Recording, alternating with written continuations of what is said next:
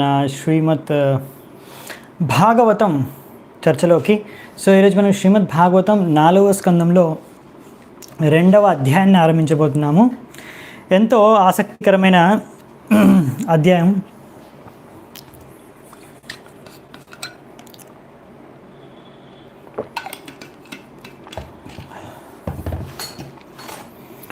So ఈ అధ్యాయం పేరు వచ్చేసి దక్ష ప్రజాపతి శివుడిని శపించాడు అదనమాట ఈ యొక్క ముఖ్యాంశం ఈ యొక్క అధ్యాయంలో. సో ఇందులో మనము చర్చ ఎలా మొదలవుతుందంటే, దీనికన్నా ముందు అధ్యాయంలో మనం చూసాము, లాస్ట్లో మనకి విదురుడుకి మైత్రేయుని చెప్తారు అలా సతీ ఆత్మహత్య చేసుకుంది అని. సో ఎందుకు అలా జరిగింది అనే విషయాన్ని అడుగుతారు విదురుడు. దాంతో మొదలవుతుంది ఈ అధ్యాయం. దాని తర్వాత ఇంకా ఈ అధ్యాయంలో ఏం చెప్తారంటే, తర్వాత మరి అసలు ఇలా జరిగింది, ఏం జరిగింది వివరాలు చెప్పడానికి దక్ష ప్రజాపతి శివుడి మధ్యలో అసలు ఏం జరిగింది, ఎందుకంత వైరం అనే విషయాన్ని చర్చించడానికి ఒక మహాయజ్ఞం గురించి వర్ణిస్తూ, అక్కడ ఎలా దక్ష ప్రజాపతి ఆ యజ్ఞం సభలోకి వచ్చారు, దాని తర్వాత దక్ష ప్రజాపతి ఎలా శివుడిని నిందించారు, శపించారు, అవమానించారు, దాని తర్వాత దీన్ని తట్టుకోలేక దీనికి ప్రతిక్రియగా నందీశ్వరుడు దక్ష ప్రజాపతిని ఇంకా ఆయన అనుచరులు కొంతమంది బ్రాహ్మణుల్ని వాళ్ళని శపించారు. దాని తర్వాత అప్పుడు ఆ బ్రాహ్మణుల ఒకరు భృగుముని తిరిగి మళ్ళీ శివుడి యొక్క అనుచరుల్ని శపిస్తారు. సో ఇవన్నీ జరుగుతాయి. దాని తర్వాత ఒకరినొకరు శపించుకోవడం, అసలు ఏం శపించుకుంటారు, ఎందుకు జరిగింది అనేది చర్చించుకుంటాము. దాని తర్వాత శివుడు ఇవన్నీ జరుగుతున్నప్పుడు ఇంకా ఆయన ఇంక వెళ్ళిపోతాడు అక్కడి నుంచి. దాని తర్వాత యజ్ఞము సంపూర్ణమవుతుంది ఎన్నో సంవత్సరాల తర్వాత. సో ఏమేమి జరిగాయి, ఎందుకు జరిగాయి, ఎలా జరిగాయి అనే విషయాలు చర్చించుకుందాము. ఇది ఒక అధ్యాయంలో అయిపోదు ఈ ఘటన, వచ్చే అధ్యాయంలో కూడా దీని తర్వాత ఏం జరుగుతుందనే విషయాలు ఉన్నాయి. సో ఈరోజు మనము 1 నుంచి 19వ శ్లోకం వరకు చర్చించుకోవడానికి ప్రయత్నిద్దామంట. సో ఎందుకంటే ఇప్పుడు మనం కొంచెం క్లాసెస్ తక్కువ అవుతున్నాయి భాగవతం వీక్లీలో. నేను ట్రై చేస్తాను ఇంకా ఎక్కువ తీసుకోవడానికి. అందుకనే ఈ అధ్యాయాన్ని నేను 2 క్లాసెస్ అంటే ఈరోజు రేపు 2 రోజులు మనం ఈ అధ్యాయం కవర్ చేయడానికి ప్రయత్నిద్దామంట. ఈరోజు 1 నుంచి 19 శ్లోకాలు చర్చించుకుందామంట. రేపు 20 నుంచి 35వ శ్లోకం వరకు చర్చించుకుందామంట. సో మొదటి శ్లోకం నుంచి ఆరంభించే కన్నా ముందు మంగళాచరణ చేసుకుందాం. ఓం అజ్ఞానతిమిరాంధస్య జ్ఞానాంజనాశలాకయా చక్షోరున్మిళితం యేన తస్మై శ్రీగురవే నమః. శ్రీచైతన్యమనోభీష్టం స్థాపితం యేన భూతలే స్వయం రూపః కదా మహ్యం దదాతి స్వపదాంతికం.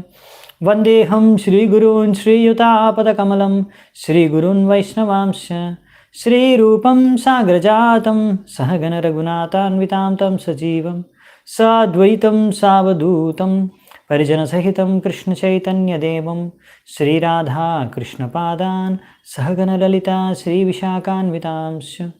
నమా ఓం విష్ణుపాదాయ కృష్ణప్రేష్టాయ భూతలే శ్రీమతే భక్తివేదాంత స్వామినితి నామినే. నమస్తే సారస్వతే దేవే గౌరవాణి ప్రచారిణే నిర్విశేష శూన్యవాది పాశ్చాత్యదేశతారిణే. నమో మహావదన్యాయ కృష్ణ ప్రేమ ప్రదాయతే కృష్ణాయ కృష్ణ చైతన్య నామినే గౌరత్పిసే నమః. హే కృష్ణ కరుణా సింధు దీనబంధు జగత్పతే గోపేశ గోపికా కాంత రాధాకాంత నమోస్తుతే. తప్త కాంచన గౌరాంగి రాధే బృందావనేశ్వరి వృషభానుసుతే దేవి ప్రణమామి హరిప్రియే. నీలాచల నివాసాయ నిత్యాయ పరమాత్మనే బలభద్ర సుభద్రాభ్యాం జగన్నాథాయ తే నమః. వాంఛాకల్పతరుభ్యశ్చ కృపా సింధుభ్య ఏవ చ పతితానాం పావనేభ్యో వైష్ణవేభ్యో నమో నమః. జయ శ్రీకృష్ణ చైతన్య ప్రభు నిత్యానంద శ్రీ అద్వైత గదాధర శ్రీవాసాది గౌరభక్తవృంద. హరే కృష్ణ కృష్ణ కృష్ణ హరే హరే హరే రామ రామ రామ హరే హరే. హరే కృష్ణ. సో మొదటి శ్లోకం నుంచి మనం ఆరంభిద్దామంట. సో విదురుడు అడిగే ప్రశ్నల నుంచి ఈ అధ్యాయం మొదలవుతుంది. సో విదురుడు ఇక్కడ మైత్రేయునికి అడుగుతున్నారు. విదుర ఉవాచ భవే శీలవతాం శ్రేష్ఠే దక్షో దుహిత్రివత్సలః విద్వేషం అకరోత్ కస్మాద్ అనాదృత్యాత్మజాం సతీం. సో ఇక్కడ అడుగుతున్నాడు, కస్మాత్ ఎందుకు ఇలా జరిగింది. దక్ష ప్రజాపతి దక్షో దుహిత్రివత్సలః, తన యొక్క పుత్రి పైన ఎంతో వాత్సల్యం కలిగిన దక్ష ప్రజాపతి ఎందుకు శివుడి పట్ల అంత ఈర్ష్య, ఆయన పట్ల అంత అసూయ ఎలా ఉత్పన్నమైంది ఆయనకి. ఎందుకంటే ఆ శివుడు భవే శీలవతాం శ్రేష్ఠ, శీలవతుల్లో శ్రేష్ఠుడు, ఆయన అంత ఉత్తమమైన వ్యక్తి, అతని పట్ల దక్ష ప్రజాపతికి ఎలా అసూయ పుట్టుకొచ్చింది. ఎందుకు ఆయన తన కుమార్తె అయిన సతిని నిర్లక్ష్యం చేశారు అనే ప్రశ్నలు ఇక్కడ విదురుడు మైత్రేయునికి అడుగుతున్నాడు. సో ఇక్కడ శివుణ్ణి ఇక్కడ ముఖ్యంగా ఏమని పొగిడారంటే, వర్ణించారంటే శీలవతాం శ్రేష్ఠే, ఆయన శ్రేష్ఠుడు, శీలవతుడు, శీలవాన్. ఎందుకు అంటే ఆయన ఎవరి పట్ల కూడా ఆయనకి అసూయ ఈర్ష్య అనేది ఉండదు ఆయనకి, శివుడికి. అందుకనే శివ అంటేనే శివ అంటే మంగళం అన్నమాట, మంగళదాయకం.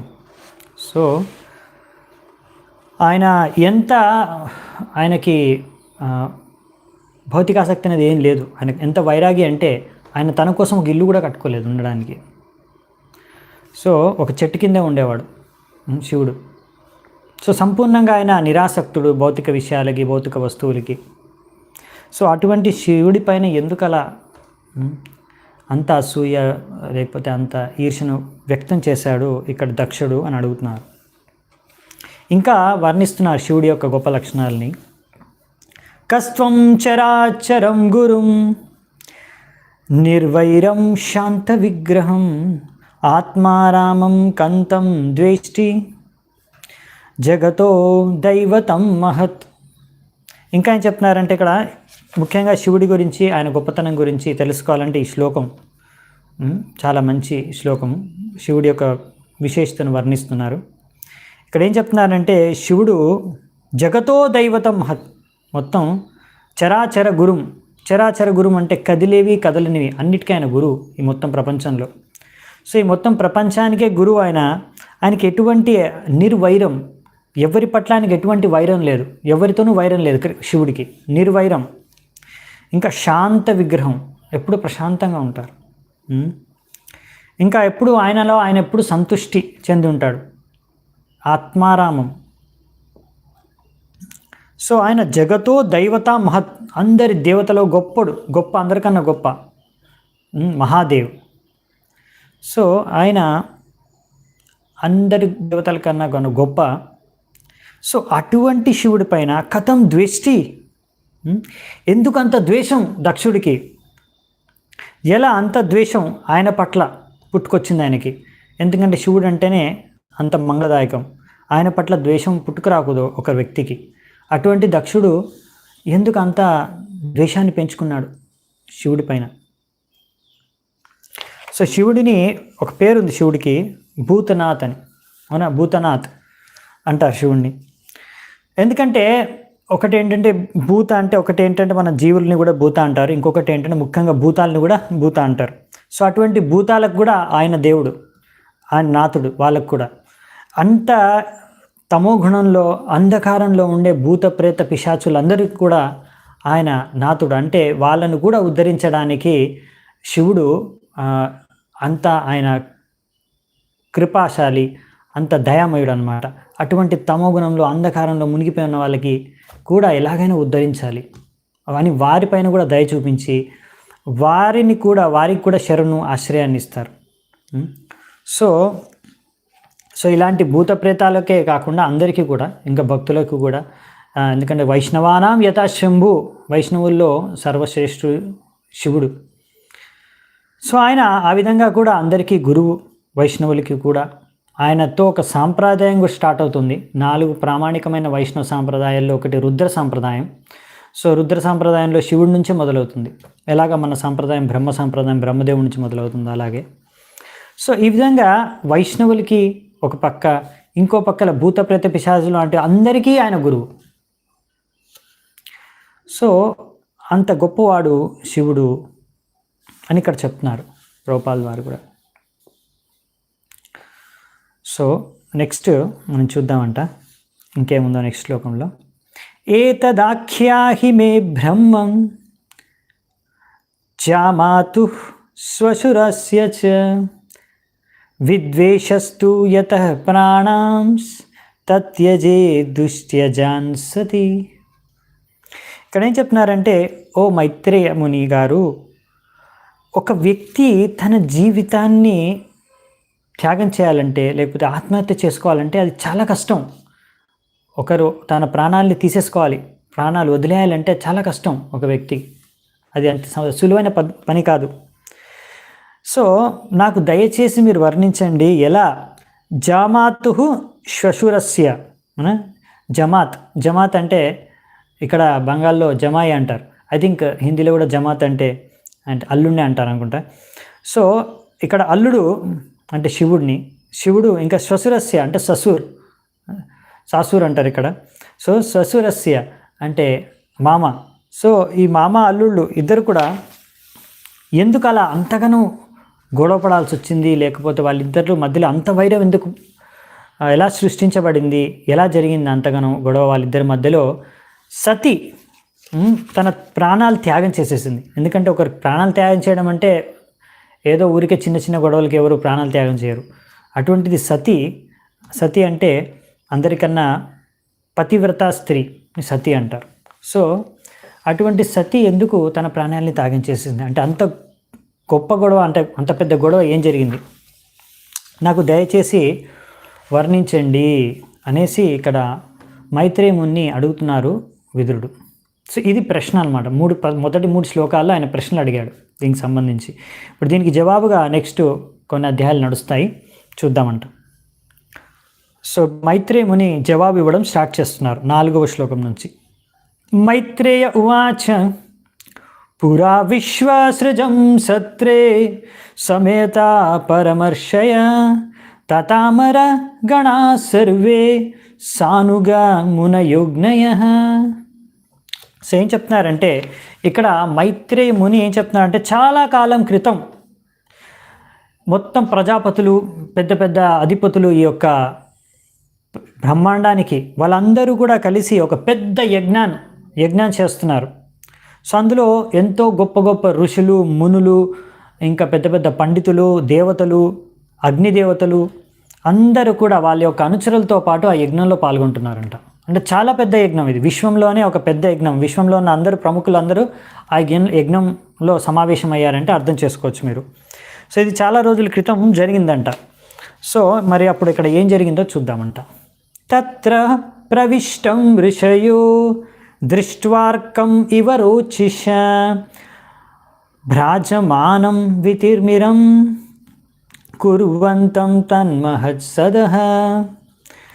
అప్పుడు దక్ష ప్రజాపతి ఆ యొక్క సభలోకి ప్రవేశించారు.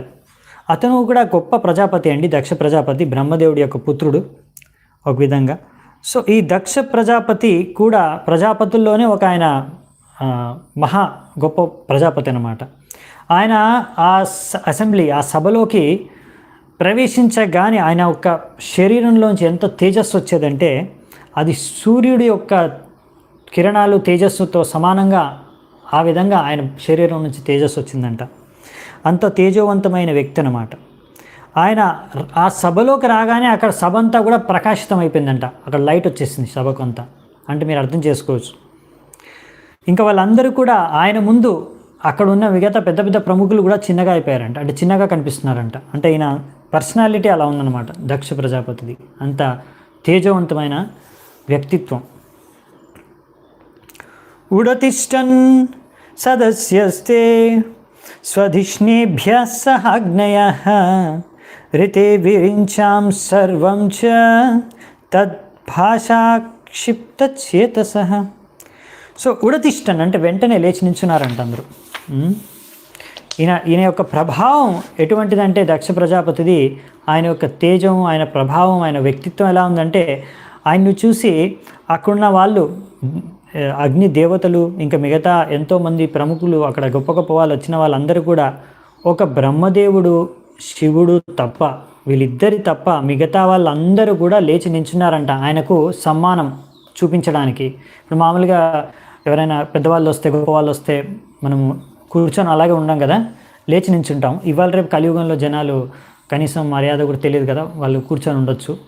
అలాంటి వారు తెలియని వాళ్ళు సంస్కారం. కానీ మామూలుగా సంస్కారవంతులు ఎవరైతే మర్యాద తెలుసో, వేదిక పద్ధతి సంస్కారం తెలుసో వాళ్ళు మామూలుగా ఎవరైనా పెద్దవాళ్ళు వస్తే వెంటనే నించుంటారు. మన గురువుగారు వస్తే మనం నించుంటాం, స్కూల్లో టీచర్ వస్తే నించుంటారు, నించోవాలి అట్లీస్ట్.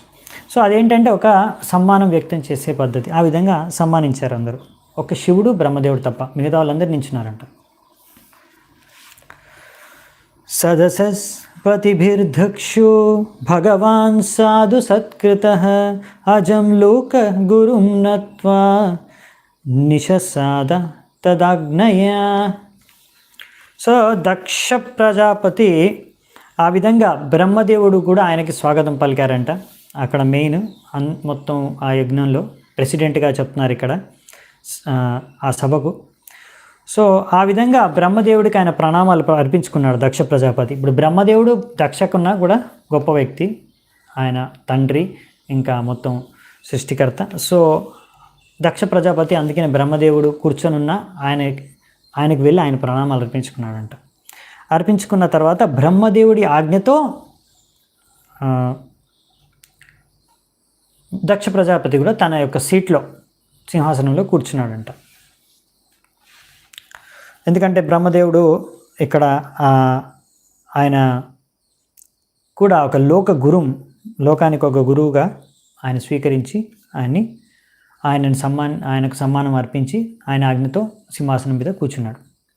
దాని తర్వాత ప్రాన్నిసన్నం మృదం దృష్ట్వా నామృష్యత్ అనాదృతః ఉవాచ వామంచక్షుర్భ్యాం అభివీక్ష్య దహన్నివా. అంటే ఇక్కడ ఏం చెప్తున్నారంటే అలా కూర్చునే కన్నా ముందే, అంటే కూర్చోబోతున్నాడు సింహాసనం పైన, వెంటనే దక్ష ప్రజాపతి అప్పటికే శివుడిని చూశాడంట. అక్కడ ఆయన ఇంకా కూర్చొని ఉన్నాడు శివుడు. నాకు ఏమాత్రం సమ్మానం చూపించకుండా ఇంకా కూర్చొని ఉన్నాడు శివుడు అని అనుకున్నాడంట లోపల. మిగతా వాళ్ళందరూ నించున్నారు కదా దక్ష ప్రజాపతి రాగానే, శివుడు నించోలేదనమాట, ఆయన కూర్చొని ఉన్నాడు. సో ఇప్పుడు దక్ష ప్రజాపతి కూర్చుని పోయే ముందు చూశాడంట శివుడిని, అక్కడ ఇంకా కూర్చొని ఉన్నాడు శివుడు, నేను వచ్చినా లేవలేదని. అదే సమయంలో దక్ష ప్రజాపతి ఎంతగా ఆయనలో క్రోధం పెరిగిపోయిందంటే ఆయన కళ్ళు అభివీక్ష్య దహన్నివా, ఎలా చూశాడంటే ఇప్పుడే కాల్చి పారేస్తాను నా కళ్ళతో అన్నట్టుగా దక్ష ప్రజాపతి కళ్ళు అంత ఎర్రగా చేసి చూస్తున్నాడంట. అంతేకాకుండా ఇప్పుడు శివుడితో ఎంతో కఠోరమైన వాక్యాలని పలికాడంటే శివుడి పట్ల. సో మామూలుగా చూడండి, మన ఈ జగత్తులో బ్రహ్మ శివుడు ఇద్దరు కూడా ప్రధానమైన దేవతలు. వారి యొక్క ఇద్దరి స్థానం కూడా దక్ష ప్రజాపతి కన్నా ఎంతో ఉన్నతమైంది, చాలా ఎక్కువైంది. కానీ దక్ష ప్రజాపతి ఏంటంటే ఇక్కడ శివుడు తన అల్లుడైపోయాడు కదా, అంటే తన కుమార్తె సతిని వివాహం చేసుకుని అల్లుడైపోయాడు కాబట్టి అతను నా అల్లుడు, అంటే నాకన్నా కూడా చిన్న వ్యక్తి అనే భావనతో కలిగి ఉన్నాడు అన్నమాట దక్ష ప్రజాపతి. అందుకే అతను ఏమనుకుంటున్నాడంటే అతను నాకు సమ్మానం అర్పించాలి, అతను నాకన్నా కూడా తక్కువ అని దక్ష ప్రజాపతి అనుకుంటున్నాడు. ఇంకా ముందు నుంచే అసలు శివుడు అంటే దక్ష ప్రజాపతికి అసలు చెప్పాలంటే అంతగా ఇష్టం లేదు. ఎందుకంటే ఎప్పుడు శివుడు అంత భస్మం రాసుకొని శ్మశానంలో తిరుగుతూ ఉంటాడు, అందుకే ఆయనకు నచ్చదనమాట.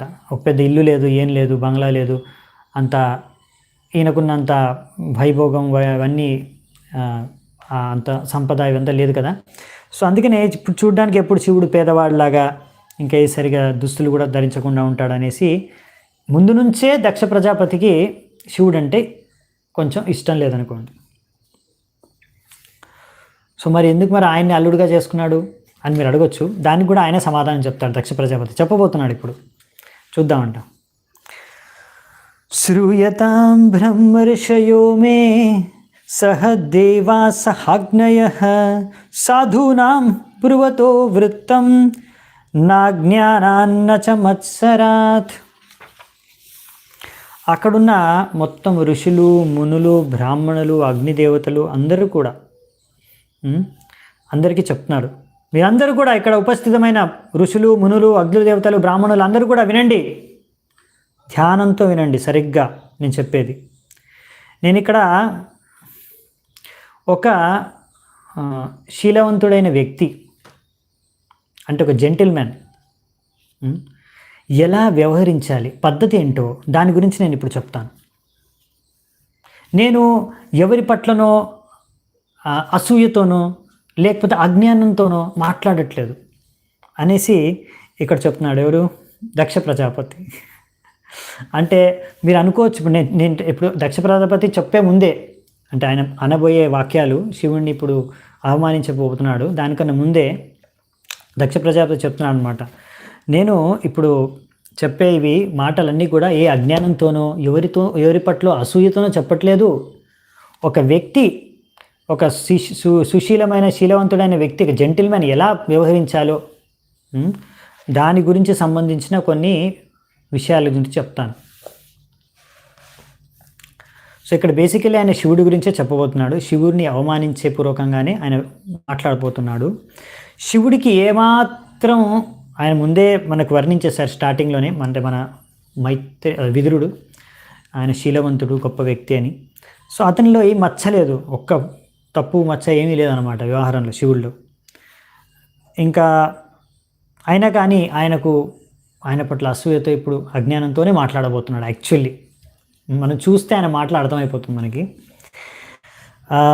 సో ఇంకా అక్కడే అర్థమైపోతుంది నీకు అజ్ఞానం అని ఉంది. ఇంకోటి అసూయ వచ్చేసి శివుడి పట్ల ఆయనకు ముందు నుంచే అసూయ, ఈరోజు కొత్తగా కాదు, అంటే అది ఎప్పటి నుంచో ఉందన్నమాట లోపల. అది ఈరోజు కొంచెం అంటే ఏమంటాం పీక్ మీద వచ్చేసింది అనుకోండి. ఒక్కొక్కసారి అలా ఉంటుంది కదా, ఎవరి మీద మనకు అసూయ ఉంటే ఎప్పుడైనా వాళ్ళు ఏదైనా చిన్న తప్పిదం చేయకున్నా కానీ మనకు చేసినట్టు కనిపిస్తుంది. అప్పుడు ఇంకా అది మనకు కనిపించిందంటే చాలు, ఇంకా ఆ రోజు వదిలిపెట్టాం మనం. ఇంకా దాన్ని ఆ వ్యక్తిని మనం ఇంకా ఒక రేంజ్లో, అంటే ఒక విధంగా ఆయన్ని తిట్టేస్తాము, లేకపోతే ఏదైనా మాట అనేస్తాం. ఇదంతా ఈ విధంగా అసూయ అనేది బయటపడుతుంది ఒకరి పట్ల. సో ఇక్కడ అలాంటి పరిస్థితులు ఉన్నప్పుడు యాక్చువల్లీ ఒక వ్యక్తి తనలో ఉన్న అసూయని తనే అర్థం చేసుకోలేని పరిస్థితి. ఇప్పుడు దక్ష ప్రజాపతి అంటున్నాడు, నాకు ఎవరి పట్ల అసూయ లేదు, నేను ఆయన పట్ల అసూయతో అనట్లేదులా అని. కానీ యాక్చువల్లీ ఉన్నది అతని పట్ల, ఆయన శివుడి పట్ల దక్ష ప్రజాపతికి ఎంతో అసూయ ఉంది.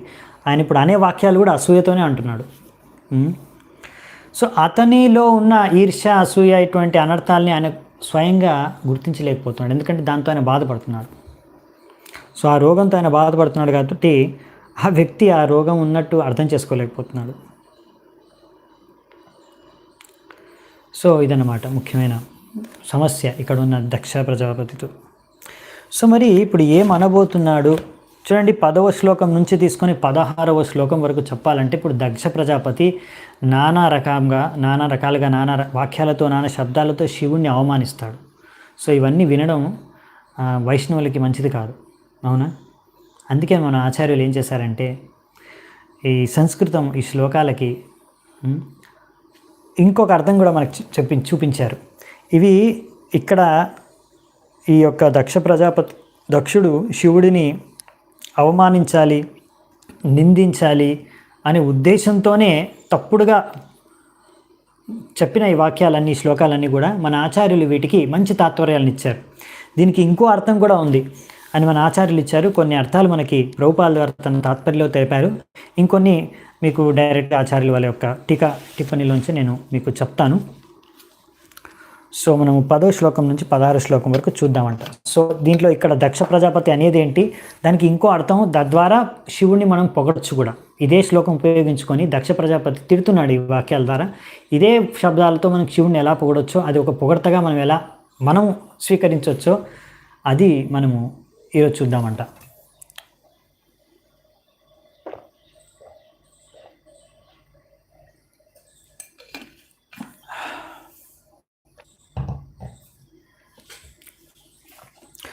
సో 10వ శ్లోకం,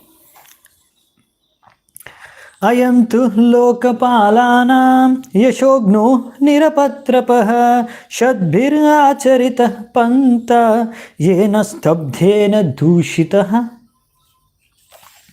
ఇక్కడ ఏం చెప్తున్నారంటే ఈ శివుడు లోకపాలకుల యొక్క పేరుని చెడిపేశాడు, పేరు నాశనం చేసేశారు ఈ శివుడు.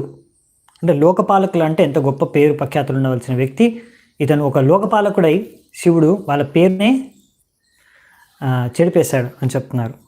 ఇంకా ఒక వ్యక్తి, ఒక శీలవంతుడు గుణవంతుడైన వ్యక్తి, జెంటిల్మెన్ ఎలా వ్యవహరించారో ఆ వ్యవహారాన్నే ఈయన మొత్తం కలుషితం చేసేసాడు. ఎందుకంటే ఈయనకి సిగ్గు లేదు, షేమ్లెస్. ఇంకా ఈయనకి ఎలా వ్యవహరించాలో తెలియదు అనేసి ఇక్కడ దక్షుడు అంటున్నాడు. సో అందుకే మనకి ప్రభుపాల్ వారు చెప్తున్నారు ఈ విషయాల్ని, మరి ఇలాంటి వాక్యాల్ని మనం చదవడం మంచిది కాదు కదా. ఒక వైష్ణవుడి పట్ల అపరాధం చేయడం మంచిది కాదు, సరైనది ఇది కాదు. సో అందుకనే మనకి మన ఆచార్యులు ఇక్కడ ప్రభుపాల్ వారు, ఇంకా ప్రభుపాల్ వారు కూడా మన పరంపరలో వచ్చిన ఆచార్యుల నుంచి టీకాని చెప్తున్నారు. సో ఈ విధంగా శివుడి పట్ల దక్ష ప్రజాపతి ఇటువంటి కఠోర శబ్దాలని, వాక్యాల్ని, అనుచిత వాక్యాల్ని, అనుచిత శబ్దాల్ని ప్రయోగిస్తున్నారే, దీన్ని మనం సరైన దృష్టికోణంతో అర్థం చేసుకోవచ్చు. యశోజ్ఞ అంటే ఎవరు అంటే దానికి ఒక అర్థం ఏంటంటే ఎవరైతే పేరు ప్రతిష్టల్ని అంతా కూడా నాశనం చేసేస్తారు, యశోజ్ఞ. కానీ దీన్ని ఇంకో విధంగా కూడా మనం అర్థం చేసుకోవచ్చు. ఏంటంటే ఆయన పేరు ప్రఖ్యాతులు ఎంత గొప్పవంటే మిగతా అన్ని రకాల పేరు ప్రఖ్యాతులన్నీ కూడా దాని ముందు చిన్నబోయాయి అని. అది ఇంకొక రకంగా అర్థం చేసుకోవడం అంటే శివుడి యొక్క పేరు ప్రఖ్యాతులు చాలా గొప్పవని. ఇంకొకటి వచ్చేసి ఇక్కడ నిరపత్రప అని ఇంకో శబ్దం ఉపయోగించారు ఇక్కడ. సో నిరపత్రప అంటే అదే షేమ్లెస్, అంటే సిగ్గు లేదు అన్నట్టుగా ఇక్కడ చెప్పారు దక్షుడు. కానీ ఇక్కడ దానికి ఇంకొక అర్థం కూడా ఉందన్నమాట, ఇంకో రెండు అర్థాలు ఉన్నాయి. ఒకటేంటంటే వన్ హూ ఇస్ స్టన్డ్ అంటే ఎవరైతే ఆశ్చర్యచకితుడైపోయాడో అది. ఇంకొక అర్థం ఏంటంటే ఏ వ్యక్తి అయితే ఎటువంటి జీవాత్మలకైతే ఎటువంటి ఆశ్రయం లేదు అటువంటి జీవాత్మలకు, నిరాశ్రయులైన వారికి ఆశ్రయం కలిగించేవాడిని కూడా నిరపత్రప అని అంటారంట.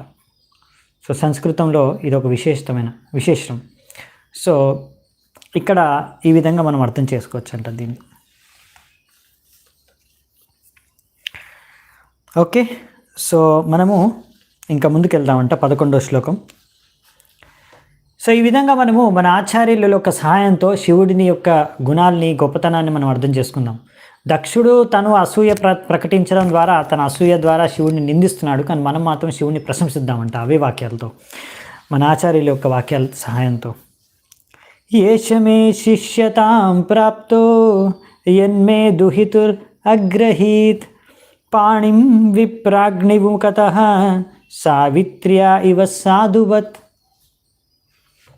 ఇప్పుడు మళ్ళీ ఏం చెప్తాడు ఇక్కడ దక్ష ప్రజాపతి, ఇతను నా కూతుర్ని వివాహం చేసుకొని అగ్ని మరియు బ్రాహ్మణుల సమక్షంలో నా కూతుర్ని వివాహం చేసుకొని అతను నాకన్నా చిన్నవాడు అనే విషయంగా స్వీకరించేశాడు. నా కూతురు సావిత్రి అంటే గాయత్రితో సమానం. అటువంటి నా కూతుర్ని వివాహం చేసుకున్నాడు ఏదో ఈయన మంచి వాడిలా నటించి, ఒక నిజాయితీ పరులా సాధువులాగా నటించి నా కూతుర్ని వివాహం చేసేసుకున్నాడు అని ఇక్కడ ఈ విధంగా చెప్తున్నారు. అంటే బేసికల్లీ ఏంటంటే అతను అసలు నిజాయితీ పరుడు కాదు, లేకపోతే అంత సాధువు కాదు, మంచి లక్షణాలు లేవు, నటించి నా కూతురు చాలా గొప్పది, సావిత్రి, గాయత్రి వంటి కూతుర్ని ఈయన ఇలా వివాహం చేసుకున్నాడు అని అంటున్నారు.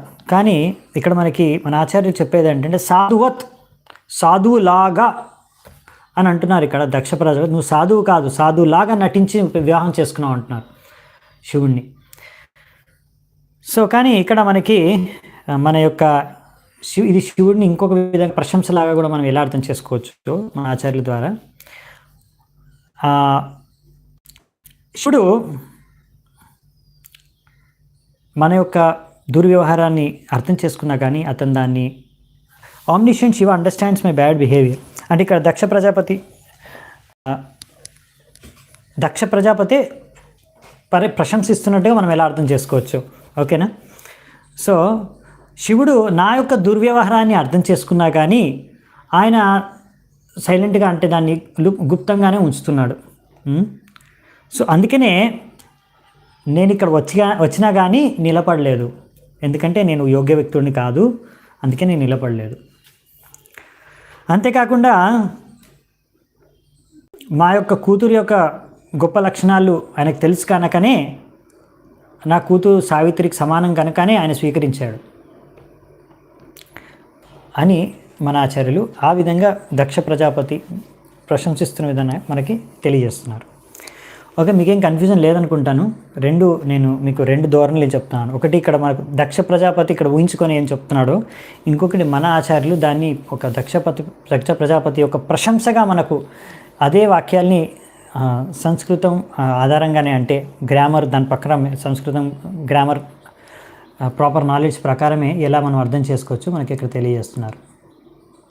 ఓకే, సో కంటిన్యూ చేద్దామా.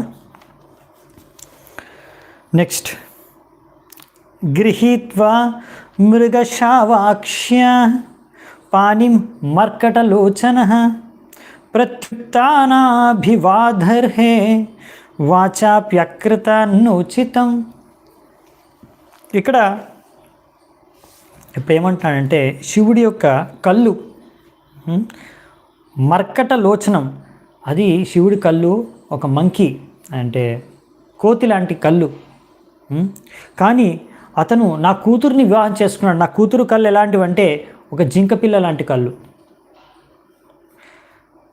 అయినా కానీ అటువంటి వాడు నేను వచ్చినప్పుడు నన్ను సన్మానించడానికి నించోలేదు. ఇంకా అతనికి ఇంత కూడా అర్థం చేసుకోలేకపోయాడు. నేను వచ్చినప్పుడు సమానపూర్వకంగా నించోవడమే కాకుండా నాకు స్వాగతం పలికి కొన్ని మంచి శబ్దాలతో, అంటే కొన్ని మధుర శబ్దాలతో నాకు స్వాగతం పలకాలనే విషయం కూడా తెలియదు ఆయనకి.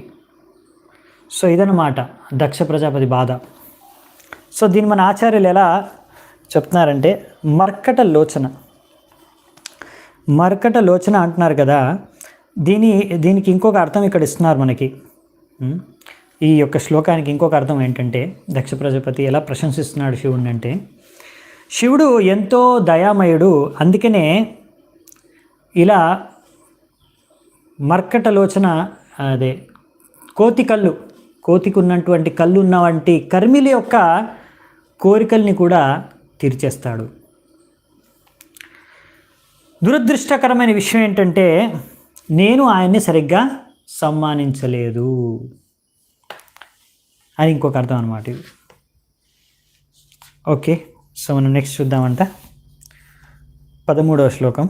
లుప్త క్రియాయా శుచయే మానినే భిన్న సేతవే అనిచ్చన్నప్యదాం బాలాం శూద్రా ఏవోషతిం గిరం. ఇప్పుడు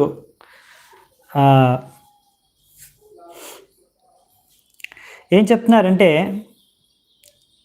నాకు అసలు ఎప్పుడు కోరికే లేదు నా యొక్క కూతుర్ని ఇటువంటి వ్యక్తికి ఇచ్చి వివాహం చేయాలని.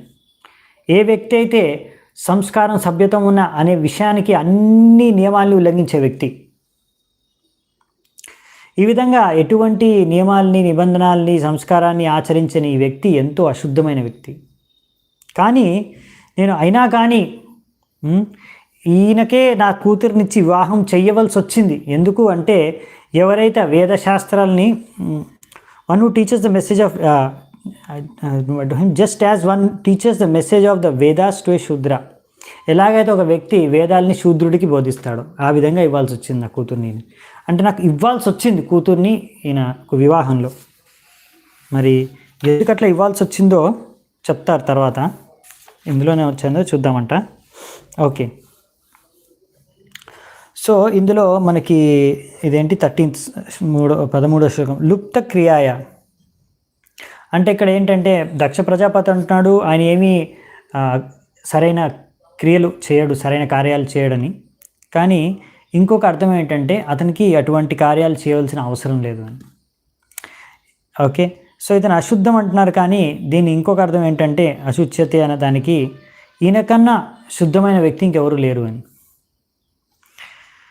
మానిని అంటే ఒకటేంటంటే ఈయన చాలా గర్వంగా ఉన్నాడని, కానీ దాన్ని ఇంకో విధంగా అర్థం చేసుకోవచ్చు మనము. ఇంకో విధంగా వర్డ్ని బ్రేక్ చేసి అమానిని అని అంటే ఆయనకు అసలు గర్వమే లేదని. భిన్నసేత్వతే అంటే అతను సరైన వ్యవహారం ఆచరణ సరిగ్గా లేదని. ఇంకొకటి ఏంటంటే అభిన్న సేతవే అంటే అతను ఎప్పుడు కూడా ఏ రకమైన నియమాల్ని ఉల్లంఘించడు. శూద్రాయన అంటే నేను కోరుకోకున్నా కానీ నా కూతుర్ని ఇతనికి ఇచ్చి వివాహం చేయాల్సి వచ్చింది, ఎలాగైతే వేదాలు శూద్రుడికి బోధించవలసి వస్తుందో అది ఆ విధంగా అని అంటున్నారు. కానీ ఇక్కడ ఏంటంటే ఇంకొక అర్థము, నాకు ఏ అర్హత లేదు, అందుకనే నేను నా కూతుర్ని ఇవ్వదలుచుకోలేదు, కానీ నేను నా కూతుర్ని ఇచ్చేసాను. అంటే నాకు ఏ అర్హత లేకున్నా కానీ నేను నా కూతుర్ని ఆయనకి ఇచ్చేసాను వివాహానికి ఆయనతో పాటు. ఎలాగైతే ఒక శూద్రుడు వేదాల్ని పలుకుతారు అర్హత లేకుండా అలా. సో కొంతమందికి ఈ శూద్రుడు వేదాలు వచ్చేసరికి కొంతమంది క్యాంటీనాలు ఇట్లా పెరిగిపోతాయన్నమాట. ఏంటి అంటే శూద్రులు చదువుకోకూడదు వేదాలు, ఓన్లీ బ్రాహ్మణులు చదువుకోవాలా, వాళ్ళు ఉత్తేజం అయిపోతుంటారు కొంతమంది ఇలాంటి వాక్యాలు. సో ఇక్కడ అందుకనే ప్రభుపాదులు వారు వాళ్ళ కోసం క్లారిఫై చేశారనమాట తాత్పర్యంలో ఏమని. సో వేదాలు ఇవన్నీ అర్థం ఎవరు చేసుకోవచ్చు అంటే ఎవరైతే వాళ్ళ యొక్క ఆచరణ వాళ్ళు శుద్ధంగా ఉంటారో, పరిశుభ్రంగా ఉంటారో, పరిశుభ్రతను పాటిస్తారో. అది మామూలుగా ఏంటంటే శూద్రుల్ని ఎందుకు వద్దంటారంటే వాళ్ళు పరిశుభ్రత ఇంకా చాలా నియమాలు, అంటే పరిశుభ్రత అంటే బయట నుంచి స్నానం చేయడమే కాదండి, లోపల నుంచి కూడా అంటే రకరకాల పాపాలు అవన్నీ కూడా చేయకుండా ఉండాలి. సో ఇలా ఏ పాపాలు చేయకుండా శుద్ధంగా ఉండడం, బయట నుంచి కూడా స్నానం చేసి కూడా పరిశుభ్రంగా ఉండడం. సో ఇటువంటి లక్షణాలు గుణాలు ఆచరణ అంతా కూడా శుద్ధంగా ఉండాలన్నమాట. అది ఉండదు కాబట్టి అటువంటి వారిని శూద్రులు అంటారు. అటువంటి వారు అందుకనే ఈ విషయాలు అర్థం చేసుకోవడానికి మనకు వినడానికి యోగ్యులు కాదు. సో ఇది ఎలాంటిదంటే మనం వేదాలని అర్థం చేసుకోవాలి, వేదాలని చదవాలి, వేదాభ్యాసం చేయాలి అంటే మనకు ఒక రకమైన శుద్ధత పరిశుభ్రత అవసరం అన్నమాట. సో దీన్నే బ్రాహ్మణ లక్షణాలు అంటారు. ఇది యోగ్యత. సో ఎవరైనా సరే ఇలాంటి బ్రాహ్మణ లక్షణాలని వాళ్ళు అర్జించుకోగలిగితే వాళ్ళు వేదాశాస్త్రాలు చదవచ్చు. పుట్టుకతో ఎవడు దీనికి అనర్హులు అని చెప్పలేము. ఇంకా ఎవరైనా సరే సంస్కారాలు నేర్చుకొని వాళ్ళకు పరిశుభ్రత ఇవన్నీ మంచి అలవాట్లు నేర్చుకుంటే తద్వారా వాళ్ళు కూడా బ్రాహ్మణులు అవ్వగలరు. వాళ్ళకు కూడా యోగ్యత లభిస్తుంది వేదశాస్త్రాలు చదవడానికి. ఇది ఎలాగంటే ప్రభుపాదుల వారు ఒక మంచి ఉదాహరణ ఇస్తున్నారు, లాజికల్గా అర్థమయ్యే ఉదాహరణ. మామూలుగా ఒక లా స్టూడెంట్ అంటే లా చదువుకుంటారు కదా, లా స్టూడెంటు. సో అతను లా కాలేజీలో వెళ్ళి లా చదువుకోవాలంటే దానికన్నా ముందు అతను అండర్ గ్రాడ్యుయేషను కనీసం 12th స్టాండర్డ్ అన్న పూర్తి చేసుకుని ఉండాలి, అవునా? లేకపోతే వెళ్ళి డైరెక్ట్గా లా చదవలేరు, అవునా? ముందు కొంచెం ఎడ్యుకేషనల్ క్వాలిఫికేషన్ దీనికి అవసరం. సో ఏబిసిడి రాంది డైరెక్ట్గా లా చదవలేరు కదా. అలాగే కొంచెం మీరు వేదశాస్త్రాలు అధ్యయనం చేయాలన్నా, చదువుకోవాలన్నా, అర్థం చేసుకోవాలన్నా ఒక యోగ్యత అవసరం అనమాట. ఆ యోగ్యత ఏంటంటే బ్రాహ్మణుల యొక్క లక్షణాలను అర్జించుకోవడం. ఈ బ్రాహ్మణత్వం అనేది లక్షణాలు గుణాలు బట్టి ఉంటుంది, కర్మ గుణాలు లక్షణాలు బట్టి ఆచరణలు. సో అంతేకాని జస్ట్ జన్మ హక్కు కాదనమాట. సో ఆ విషయాన్ని కూడా అర్థం చేసుకోవడం మనం ఇక్కడ చాలా ముఖ్యము. ఈ విషయాన్ని ఇంకా బాగా మనకి ఇంకో చోట కూడా వర్ణిస్తారు ప్రభుపాదుల వారు, ఇదే అధ్యాయంలో అప్పుడు చూద్దామంట. సో నెక్స్ట్ 14, 15 2 శ్లోకాలు ఒకేసారి ఇక్కడ ఇచ్చారు, రెండింటిని ఒకేసారి చూసుకుందామంట. ప్రేతావశ్యేషు ఘోరేషు ప్రేతైర్భూతగణైర్వ్రతః అటత్యున్మత్తవన్నగ్నో వ్యుక్తకేశో హసన్రుడన్ చితాభస్మకృతస్నానః ప్రేతశ్రన్రస్తి భూషణః శివోపదేశో హ్యశివో మత్తో మత్తజనప్రియః పతిః ప్రమత నాతానాం తమో మాత్రాత్మకాత్మనాం. సో దీని అర్థం ఏంటంటే ఇక్కడ ముందు దక్ష ప్రజాపతి ఏ ఉద్దేశంతో ఇవన్నీ అంటున్నాడో చూద్దామంట, దాని అర్థం ఏంటో. ఇతను శ్మశానాల్లో అంత అపరిశుభ్రమైన కలుషితమైన ఎటువంటి ప్రదేశాల్లో నివసిస్తాడు? శ్మశానంలో. ఎవరితోని? ఆయన యొక్క పార్షదులు ఎవరితో తిరుగుతూ ఉంటాడు? భూత ప్రేత పిశాచాలతో. ఒక పిచ్చివాడిలా నగ్నంగా తిరుగుతూ ఉంటాడు. ఒక్కొక్కసారి నవ్వుతాడు, ఒక్కొక్కసారి ఏడుస్తూ ఉంటాడు. ఆయన ఇంకా ఆ శ్మశానంలో బూడిదనంతా కూడా రాసుకుంటాడు తన ఒంటి మీద. సరిగ్గా స్నానం చేయడు ఎప్పుడు. ఇంకా అతను ఏవో ఆభరణాలు అన్నట్టుగా తన మెడలో ఏమేసుకుంటాడు? ఎముకలు, బొక్కలు, కపోలాలు, దీన్ని మాలేసుకుంటాడు. అందుకనే ఇతను పేరుకు మాత్రమే శివ, కానీ అసలైతే అశివ. అంటే పేరుకు మాత్రమే మంగళదాయకం, కానీ యాక్చువల్లీ అమంగళదాయకం అని చెప్తున్నారు ఇక్కడ. అసలైతే ఇతను ఒక పిచ్చి వ్యక్తి, ఇంకా ఎంతో ఇనాస్పీషియస్, అమంగళదాయకమైన వ్యక్తి. అందుకే ఇతను ఇటువంటి వ్యక్తులు ఎవరైతే తమో గుణంలో ఉంటారో అటువంటికి చాలా ప్రియుడు, వాళ్ళ నాథుడు అనేసి ఇక్కడ దక్ష ప్రజాపతి చెప్తున్నాడు అనమాట. సో మనకి ఇక్కడ శివుడు కూడా గుణగానం చేస్తున్నారు. ప్రభుపాద వారు కూడా గుణగానం చేస్తారు శివుడికి తాత్పర్యంలో. సో అవును, మనకి ఆచార్యులు ఏం చెప్తున్నారంటే, అవును అతనికి ఉన్మత్తం, ఆయన పిచ్చి ఎవరి మీద?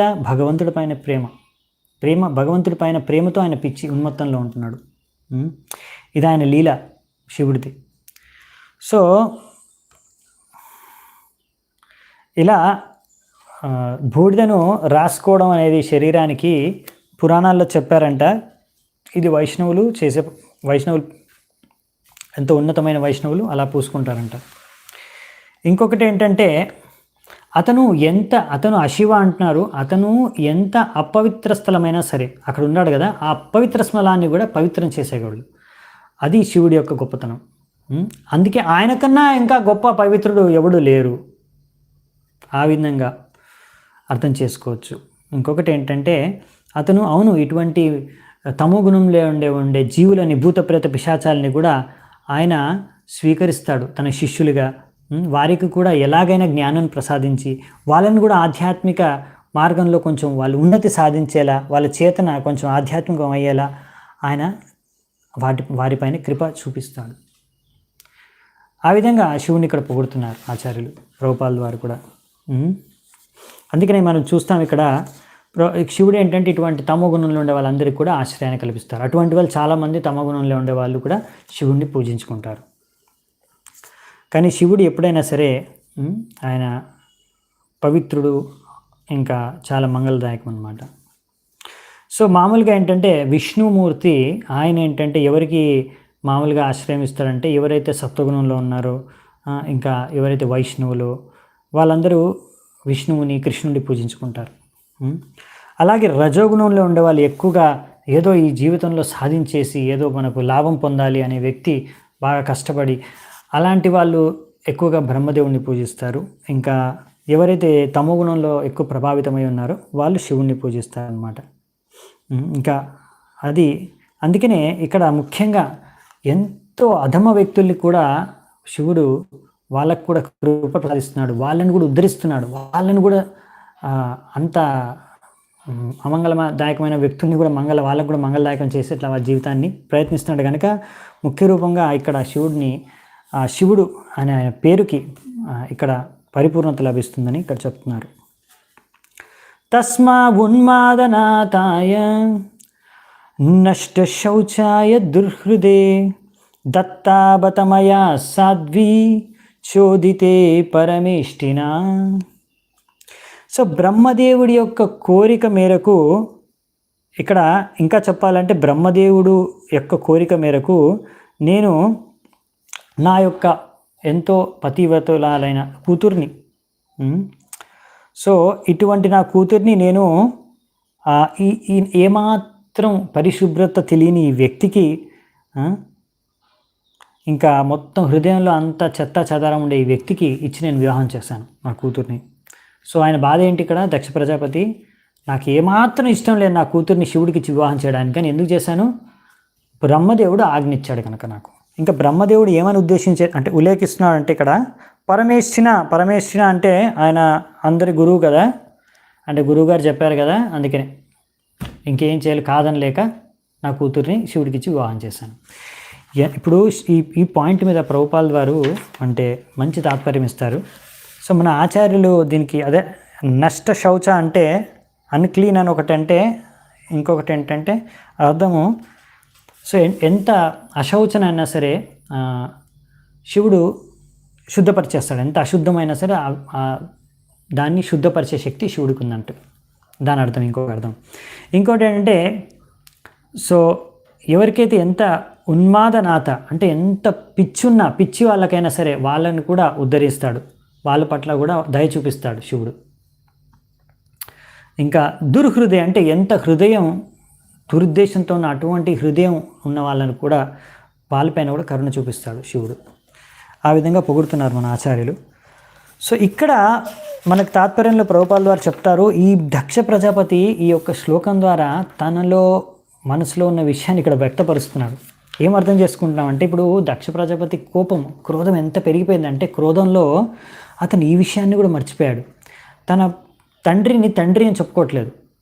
మామూలుగా అతను గురువు కదా, గురువుగారు చెప్తున్నారు కదా చేయాల్సింది అంటే అది వెటకారంగా, ఇంకా చెప్పాలంటే అవమానపూర్వకంగా ఉల్లేఖిస్తున్నారు బ్రహ్మదేవుణ్ణి కూడా. అతను నా తండ్రి అన్నట్టుగా అతను సంబోధించట్లేదు, నా తండ్రి అని సంబోధించట్లేదు. ఆయన మొత్తం విశ్వానికే గురువు కదా, అంటే అందరికీ గురువు. ఆయన చెప్పింది మేము అందరం పాటించాలి కాబట్టి మేము పాటిస్తున్నాం. నాకు ఇష్టం లేదు అయినా పాటిస్తున్నాను. సో ఇలా చెప్పారనమాట. అంటే ఒక వ్యక్తి అంతగా క్రోధంతో ప్రభావితమైపోయినప్పుడు ఆ వ్యక్తి ఏంటంటే బ్రహ్మదేవుడిని కూడా ఇక్కడ దక్షుడు ఎంత క్రోధంతో పెరిగిపోయిందంటే ఆయన మతి బ్రహ్మదేవుడిని పితగా స్వీకరించలేకపోతున్నాడు. బ్రహ్మదేవుడు అంటే ఇంకో విధంగా చెప్పాలంటే ఇక్కడ ప్రభుపాల్ వారు చెప్తున్నారు, ఇంకో విధంగా చెప్పాలంటే బ్రహ్మదేవుడికి అంటే నాకు తెలుసు ఇతను సరైన వ్యక్తి కాదు శివుడికి. పార్వతి అంటే ఇప్పుడు పార్వతి కాదు, ఇప్పుడు సతీ నెక్స్ట్ జన్మలో పార్వతి అవుతుంది. సో సతీ నా కూతురు నీ శివుడికి ఇచ్చి నేను వివాహం చేయొద్దని నాకు తెలుసు, అది సరైనది కాదని నాకు తెలుసు, ఇతనికి ఇచ్చి వివాహం చేయకూడదని. కానీ ఇతనికి అంటే నాకు తెలిసినంత కూడా నా ఇప్పుడు పిత కూడా కాదు గురువు, ఆయనకు తెలీదు. అంటే ఆయనకు అంత తెలివి కూడా లేదు, ఎవరికి ఇచ్చి వివాహం చేయాలో సతిని ఆ విషయం కూడా తెలిసే అంత తెలివి కూడా బ్రహ్మదేవుడికి లేదు. అంటే నాకన్నా తక్కువ తెలివి ఉన్న వ్యక్తికి. అందుకనే ఇప్పుడు ఇక్కడ చెప్తున్నారన్నమాట బ్రహ్మదేవ్ అంటే ఆ ఉద్దేశంతో ఇక్కడ పలుకుతున్నట్టు మనకు అర్థమవుతుందని ప్రభుపాల్ వారు చెప్తున్నారన్నమాట. Accused even Brahma being less intelligent because so ఈ విధమైన సూచన బ్రహ్మదేవుడు నాకు ఇచ్చాడు అంటే ఇంక బ్రహ్మదేవుడు కూడా తెలియలేదు అన్నట్టుగా ఇక్కడ చెప్పేస్తున్నారు. సో ఒక వ్యక్తి కోపంలో అసలు ఏం మాట్లాడతాడో ఏం చేస్తాడో అతనికే సరిగ్గా తెలియదు. క్రోధాత్ భవతి సమ్మోహాత్ స్మృతి విభ్రమ స్మృతి భ్రంశాత్ బుద్ధినాశో ప్రణశ్యతి అనేసి భగవద్గీతలో కృష్ణుడు అందుకే చెప్పారు. క్రోధాత్ భవతి క్రోధం పెరిగిపోతే సమ్మోహితుడైపోతాడు వ్యక్తి. సమ్మోహితుడైపోయి సమ్మోహాత్ స్మృతి విభ్రమ స్మృతి అంతా మర్చిపోతాడు, అసలే సరైన జ్ఞానం మర్చిపోతాడు, గుర్తుకు రాదు సరైన జ్ఞానం. స్మృతి విభ్రమ బుద్ధి నాశో తర్వాత బుద్ధి నశించిపోతుంది. ప్రణశ్యతి బుద్ధినాశో ప్రణశ్యతి తర్వాత పతనమైపోతాడు వ్యక్తి ఆయన చేసే కార్యాల వల్ల. ఓకే, సో మనం లాస్ట్ ఇంకా దీని తర్వాత మళ్ళీ మైత్రేయ ఏం చెప్తాడో చూద్దామంట. ఈ విధంగా దక్ష ప్రజాపతి అయిన తర్వాత ఏం జరిగింది. మైత్రేయ ఉవాచ వినింద్యైవం సగిరిశం అప్రాతీపం అవస్థితం దక్షోతాప ఉపస్పృశ్య క్రుద్ధ శప్తుం ప్రచక్రమే. సో మైత్రేయుని ఏమంటున్నారంటే, ఈ విధంగా దక్షుడు శివుణ్ణి చూసి ఆయన ఎదురుగానే కూర్చున్నాడు. ఆయన ఎదురుగా కూర్చున్న శివుణ్ణి చూస్తూ వెంటనే తన చేతి కడుక్కొని నోరు కూడా కడుక్కొని వెంటనే ఈ విధంగా శపించాడు. సో ఏం వాక్యాలతో శపించాడు, ఏమి శపించాడు అదే కదా తెలుసుకోవాలని ఉంది మీ అందరికీ. సో సో చూద్దామంట నెక్స్ట్ 2 శ్లోకాల్లో. అయం తు దేవయజన ఇంద్రోపేంద్రాదిభిర్భవః సహభాగం నలభాతాం దేవేర్దేవగణాదమః. ఇక్కడ ఏం చెప్తున్నారంటే, మామూలుగా ఈ దేవయజ్ఞాలు, దేవతలు చేసే యజ్ఞం నుంచి ఇదందరికీ ఈ పెద్ద యజ్ఞాలు చేస్తున్నాం కదా మనము. ఈ యజ్ఞం నుంచి ఏంటంటే అందరికీ ఉపేంద్ర ఆదిభి, సో ఇంద్రుడు ఉపేంద్రమే కదా, అందరికీ కూడా వారి వారి యొక్క భాగం, షేర్ వాళ్ళకి దొరుకుతుంది. కానీ ఈ శివుడికి తప్ప సహభాగం నలభతాం, అందరికీ ఎలా భాగం లభిస్తుందో అలా శివుడికి ఏ భాగం లభించదు. సహభాగం న లభతాం, అతనికి ఏ లాభం దొరకదు. ఈ యొక్క యజ్ఞంలో ఏ షేర్ అయితే అందరికీ దేవతలకు దొరుకుతుంది కదా, ఈయనకి ఏ షేర్ ఉండదు, ఏ భాగము ఈయనకి దక్కదు. ఎందుకు? దేవేర్దేవగణాదమః, ఇతను అందరి దేవతలో అధముడు కనుక, అందుకే ఇతనికి ఏ షేర్ దక్కకూడదు, ఏ లాభం దక్కకూడదు అనేసి దక్షుడు ఇక్కడ శివుడికి శపిస్తున్నాడు. సో ఇది ఒక శాపము. కానీ మనకు ప్రభుపాల్ ద్వారా ఆచార్యులు ఇక్కడ విశ్వనాథ్ చక్రవర్తి ఠాకూర్ ప్రభుపాల్ ద్వారా కోట్ చేస్తున్నారు తాత్పర్యంలో. ఆయన ఏం చెప్తున్నారంటే, ఈ సందర్భంలో ఇక్కడ ఇలా వైదిక సాక్రిఫైజెస్ అంటే ఈ వైదిక యజ్ఞాల్లో సో దేవతలందరికీ కూడా భాగం దొరుకుతుంది, కానీ శివుడికి దొరకదు. ఎందుకు అంటే దక్షుడి యొక్క శాపం వలన. సో విశ్వనాథ్ చక్రవర్తి ఠాకూర్ మన ఆచార్యులు ఏమంటున్నారంటే, శివుడు ఈ విధంగా దేవతలందరూ వేరే అందరి దేవతలతో కలిసి ఇలా, ఇది మామూలుగా యజ్ఞాలన్నీ కర్మకాండ యజ్ఞాలు ఉంటాయి దేవతలకి చేసేవి. సో ఇందులో భాగ్యస్వాములై వాళ్ళతో పాటు భాగం పంచుకోవడం అవసరమే లేదు. దీని నుంచి తప్పుకునే మంచి ఒక అవకాశం దొరికింది శివుడికి. సో ఇది మంచిదే, అంటే శివుడికి అలా వాళ్ళతో కలిసి అందులో భాగం పంచుకోవాల్సిన అవసరం పడలేదు. ఇది ఒక మంచి జరిగింది శివుడికి ఈ విధంగా శాపం ద్వారా, దక్షుడి యొక్క శాపం ద్వారా. ఎందుకంటే శివుడు వైష్ణవానాం యథాశంభు, ఆయన గొప్ప వైష్ణవుడు. సో అందరితో కలిసి అలాంటి, అంటే ఇప్పుడు మామూలుగా ఏంటంటే దేవతలందరూ మామూలుగా శుద్ధ భక్తులు చాలామంది కాదనమాట. అందుకనే వాళ్ళు ఇంకా కొన్ని భౌతిక ఆసక్తులు ఉన్నాయి, కానీ భక్తివంతుడు భక్తులే, కానీ శుద్ధ భక్తులు కాదు. శివుడు శుద్ధ భక్తుడు కనుక అటువంటి వాళ్ళందరితో కలిసి కూర్చొని తినడం అవసరం లేదనమాట శివుడికి. సో ఇదంతా ఒక విధంగా దక్షుడి ఇది శాపమైనా కానీ ఇది శివుడికి ఒక వరం వంటిదే. సో అది ఇక్కడ చెప్తున్నారనమాట. సో దీనికి ఇంకో ఉదాహరణ కూడా ఇస్తున్నారు. సో దీనికన్నా ముందు మనం ఇంకోటి కూడా చూస్తాం భవిష్యత్తులో. దక్షుడు మళ్ళీ ఒకసారి నారదుని కూడా ఎలాంటి ఒక శాపం, అంటే ఇలాంటిది కాదు ఇంకో శాపం ఇస్తాడు. అది కూడా నారదుడు దాన్ని కూడా వరంలా తీసుకుంటారు. ఎనీవే, సో ఇక్కడ ఒక ప్రాక్టికల్ ఎగ్జాంపుల్, ఒక మంచి ఎగ్జాంపుల్ ఇస్తారు ప్రభుపాల్ వారు. ఏంటంటే గౌర్ కిషోర్ దాస్ బాబాజీ మహారాజ్, ఆయన ఒక లాట్రిన్ పక్కన కూర్చొని జపం చేసేవారు అనమాట, హరే కృష్ణ మహామంత్రం. ఎందుకు అంటే భౌతికవాదులందరూ వచ్చి తలకాయకుండా ఆయన సమయం నష్టం చేయకుండా. ఎందుకంటే మామూలుగా వెళ్తూ ఉంటారు కదా బాబాజీల దగ్గరికి, బాబాజీ మీ ఆశీర్వాదం ఇవ్వండి, బాబాజీ మీరు నాకు ఇది ప్రార్థించండి, బాబాజీ నాకు ఇది అవుతుందా, అదవుతుందా, అది కావాలి, ఇది కావాలి, ఏదో ఒకటి వచ్చేసి డిస్టర్బ్ చేస్తూ ఉంటారు కదా. అందుకే గౌరీ కిషోర్ దాస్ బాబాజీ వీళ్ళందరి డిస్టర్బెన్స్ నుంచి ఎలా మరి మనము దూరంగా ఉండి హరే కృష్ణ మహామంత్రం జపం చేసుకోవచ్చు అంటే, లెట్రిన్ దగ్గర వెళ్ళి కూర్చొని, లెట్రిన్ పక్కన కూర్చొని జపం చేసుకునేవారంట. ప్రభుపాల్ ద్వారా రాస్తున్నారు ఇక్కడ. సో తద్వారా అంటే అక్కడంతా కంపు కొడుతూ ఉంటుంది కదా, లాట్రిన్ కంపు కొడుతూ ఉంటుంది కదా, అంత మంచి వాసన రాదు కదా, అక్కడికి ఎవరు రారనమాట, ఇంకా పోవడానికి ఇష్టపడరు. అందుకే అక్కడ కూర్చొని జపం చేస్తున్నారు. అంటే వాళ్ళందరితో సాంగత్యంతో, ఈ కర్మీలతో, భౌతికవాదులకు సాంగత్యంతో దూరంగా ఉండడానికి. సో ఆ విధంగా ఇది ఆయనకు మంచి జరిగిందనమాట, ఆ విధంగా చేసేవారనమాట. సో మామూలుగా ఏంటంటే అటువంటి గౌరీ కిషోర్ దాస్ బాబాజీనే ఇక్కడ ఎంతో గొప్ప వ్యక్తి అయిన ప్రభుపాల్ వారి గురువు భక్తి సిద్ధాంత సరస్వతి ఠాకూర్ గారు గురువుగా స్వీకరించారు. అవునా? సొంత గొప్ప వ్యక్తి గౌరీ కిషోర్ దాస్ బాబాజీ మహారాజ్. సో అందుకనే ఒక విధంగా మనము ఈ యొక్క ఘటన ద్వారా మనం అర్థం చేసుకోవచ్చు ఏంటంటే, ఒకటి సారము, శివుడు ఆ విధంగా వ్యవహరించి తద్వారా మిగతా అందరూ భౌతిక కొంచెం Karmi type devotees, mixed devotees నుంచి ఆయన కొంచెం దూరంగా ఉండి తన శుద్ధ భక్తిని కంటిన్యూ చేసుకోవచ్చని, తన శుద్ధ భక్తిని డిస్టర్బ్ కాకుండా ఆయన శుద్ధ భక్తి ఎప్పుడు భగవంతుడి పైన ధ్యానం చేసుకుంటూ ఉండొచ్చు. నిషిధ్యమానస్య సదస్య ముఖ్యైర్ దక్షో గిరిత్రయా విసృజ్య శాపం తస్మాద్వినిష్క్రమ్య వివృద్ధమన్యుర్ జగామ కౌరవ్య నిజం నికేతనం. మైత్రేముని ఏమంటారంటే, ఓ విదురా, ఈ విధంగా అక్కడున్న సభలో ఉన్న అందరూ కూడా, గొప్ప గొప్ప వాళ్ళందరూ కూడా దక్ష ప్రజాపతికి చెప్తారంట. వాళ్ళందరూ రిక్వెస్ట్ చేస్తున్నారు, కోరుకుంటున్నారు. అయినా కానీ Daksha Prajapati in great anger, ఎంతో కోపంతో ఈ విధంగా శివుడికి శపించేసి దాని తర్వాత అక్కడి నుంచి ఆ సభలోంచి తిరిగి వెళ్ళిపోయాడంట తన ఇంటికి దక్ష ప్రజాపతి. అంటే వాళ్ళందరూ అక్కడ ఉన్న సభ వాళ్ళు వద్దు వద్దు అంటున్నారని వినకుండా దక్ష ప్రజాపతి శివుడిని శపించేసి అక్కడి నుంచి సభలోంచి వదిలేసి తన ఇంటికి వెళ్ళిపోయాడంట. సో ఈ విధంగా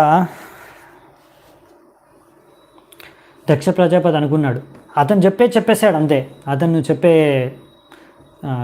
వాక్యాలు ఆయన పలికేశాడు. ఈ విధంగా అనుకుంటున్నాడు. అంటే ఎంతగా గర్వం పెరిగిపోయింది, అహంకారం పెరిగిపోయిందంటే తన యొక్క ఎంతో ఉన్నతమైన స్థానంలో ఉన్నాడు దక్ష ప్రజాపతి, దక్షుడు.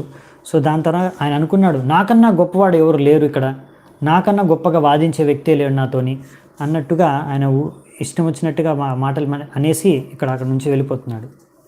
ఒక క్రోధం యొక్క ప్రభావం, క్రోధం పెరిగిపోతే దాని ఫలితం ఎలా ఉంటుందో మనం ఇక్కడ చూడొచ్చు దక్షుడి యొక్క ఆచరణ ద్వారా, వ్యవహరణ ద్వారా అని చెప్తున్నారు ప్రభుపాదుల వారు. ఇప్పుడు ఇక్కడ ఏంటంటే ఈ విధంగా దక్షుడు అంటే చాలా ఎక్స్పర్ట్ అనమాట, చాలా సమర్థుడని అన్ని భౌతిక కార్యాలు చేయడంలో.